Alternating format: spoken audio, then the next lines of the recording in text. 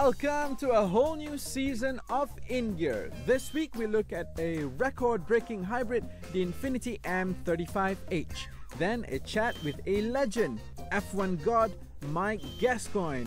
A new segment awaits, it's Doing the Dino. And lastly, top tips on choosing the best tints for your car. Enjoy!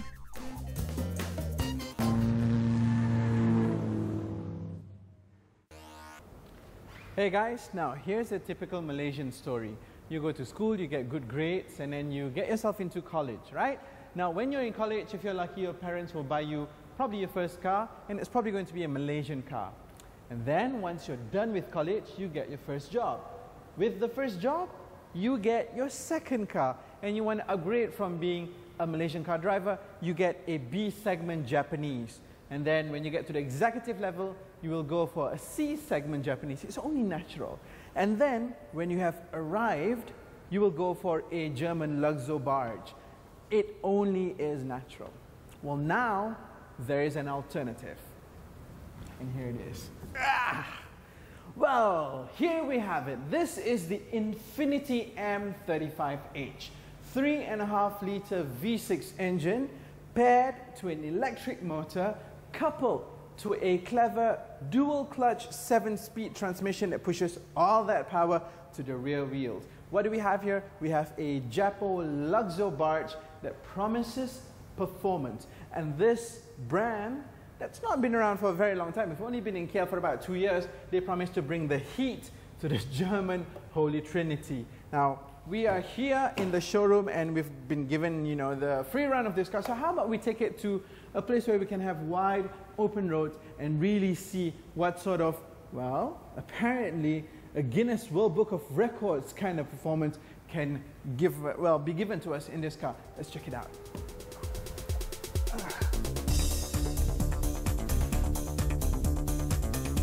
The tagline for the Infiniti M35h is exhilaration uncompromised. Really? A typically Japanese car that whispers, "Uncle." Exhilarating?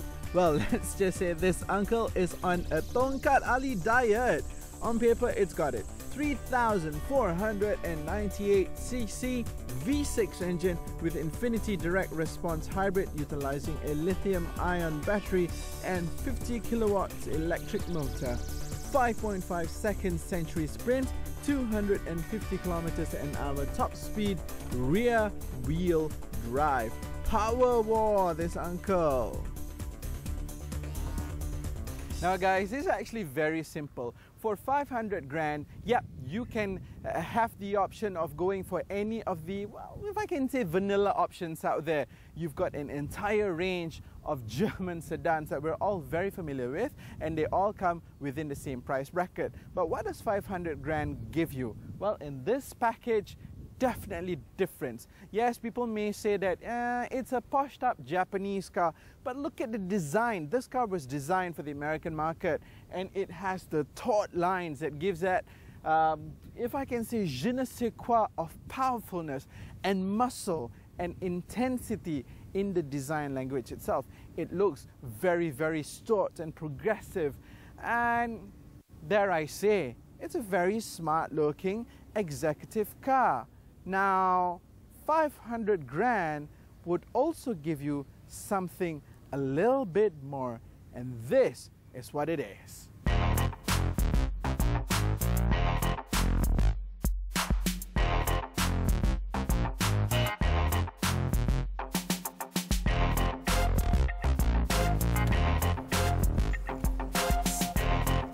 Now, you know what else 500 grand would give me? This.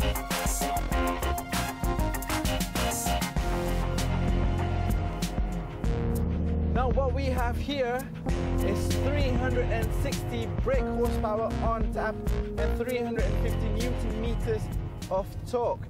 This is the Guinness Book of World Records holder of the fastest accelerating full hybrid car in the world, beating even the hybrid version of the Panamera. I mean, I am talking about serious pace here. Now, this car can do that. Now, I don't know how else you could say that that's not a bragging rights when you talk amongst your German kuxo-barge driving friends, because that something that Infiniti is very, very proud of. Now, that aside, let's talk a little bit about what we have here. Now, okay, the cabin space tells you immediately that this is a posh car. There's no two ways to look at it. The leathers are exquisite, it's beautiful, the surfaces are soft to the touch, and it's wonderfully designed. The veneers are just absolutely gorgeous, especially in the sun like this. And they're very, very exclusive as well. There's an option for you to have white ash Japanese wood trim, and it just looks absolutely phenomenal. Now, the design of the cabin space is beautiful.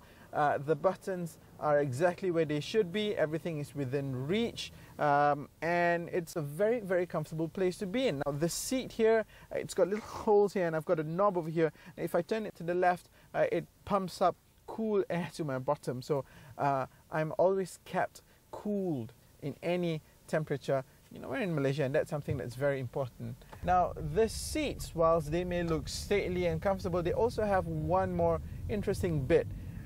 If you look over my shoulders are flanked with two speakers from Bose, and the entire car features a Bose sound system, and it just gives you that extra bit of crystal clear sound projection. The audio quality in this car is just absolutely brilliant. It's actually a very silent car to begin with. Now, apart from the rolling tire noise, you actually get very little other sounds coming into the cabin space. So if you are driving on a straight road and you're in a very peaceful and serene environment, and you have your Bach or your Schubert on, it'll just sound absolutely brilliant. Now, the most unique feature about the interior of this car is this button over here. You've got a climate control button with pictures of trees on there. Now, this is the forest air function. What it does is it modulates the breeze that comes towards you as if you're in a forest, so you don't have a constant stream of air blowing into your face the entire time. You actually have modulated breeze coming to you, and makes you feel serene and calm. And to boot, it's got filters that gives out the aroma of leaves and wood to further emphasize the fact that it's supposed to make you feel like you're in the forest. I'm at ease. Wonderful. Okay, now I need that 360 bhp again. Here we go!